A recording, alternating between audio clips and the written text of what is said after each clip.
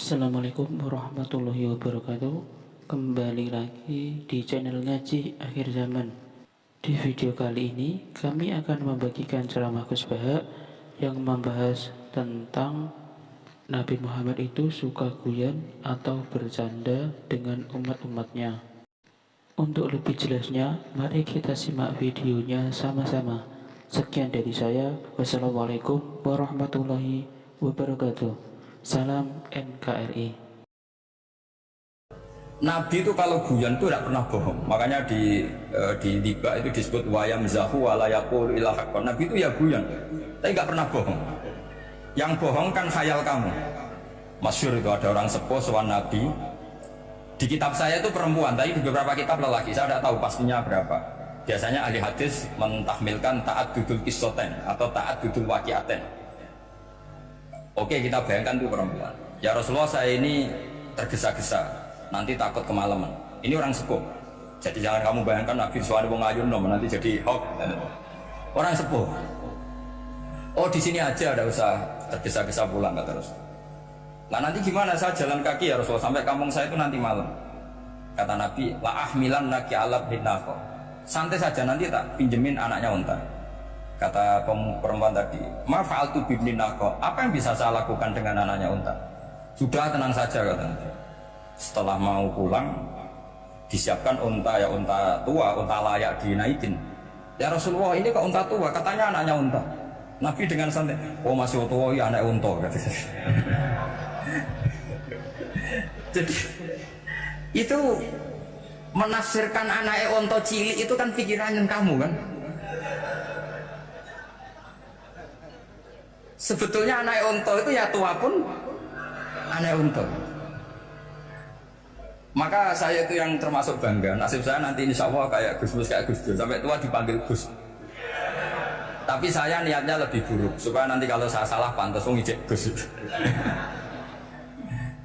Tapi dalam kompetisi kadang Gus itu kalah. Itu dulu di Pondok Sarang tuh kalau ke WC itu antri. Itu yang di WC didodok supaya cepat keluar. Ayo cepat keluar, saya Gus. Dikira teror Gus itu yang di WC menjadi takut. Yang dalam WC gak kalah, saya malah kiai. Iya. Jadi memang kacau, kalau sudah logika itu kacau. Tapi di Ihya kitab yang populer dikaji di pesantren, itu ada babnya. Qodiyat itu pengarang tentang betapa wajibnya takzim sama Rasulullah. Tapi punya bab mizahun Nabi, guyonan-guyonannya tajing. Cuma Nabi seninya tadi wala yaqulu illa haqqan. Meskipun guyon itu enggak pernah bohong, itu butuh seni itu. Bohong apa guyon tapi tidak pernah bohong. Tapi umatnya ada saja yang pernah niru, ya termasuk Ki Bisri tadi. Sudah nunggu Bafadol, sudah di dalam.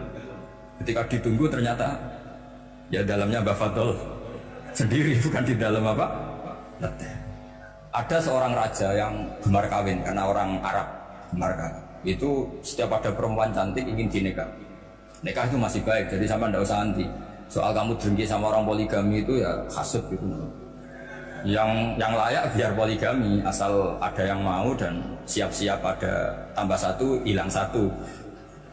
Biasanya. Singkat cerita dia itu cinta sama seorang perempuan.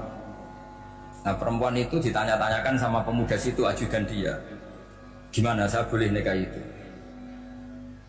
Jawabannya tadi kaifatan kihuha wa qad ra'aitu qabbalaha rajul.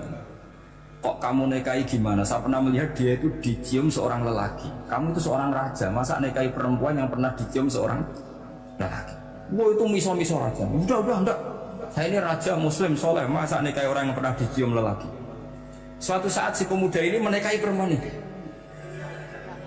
Mantelnya bukan main, karena dia saingan sama raja, gak mungkin menang. Satu-satunya menang itu bikin hot tadi itu. Ini cerita ini di Ithaf, di sarahnya Ihya. Kamu kira ini di cerita Alfu Yaumin wa Lailatin Abu Nawas, enggak, ini cerita di Ithaf. Kitab yang sangat sakral karena sarahnya apa? Ihya.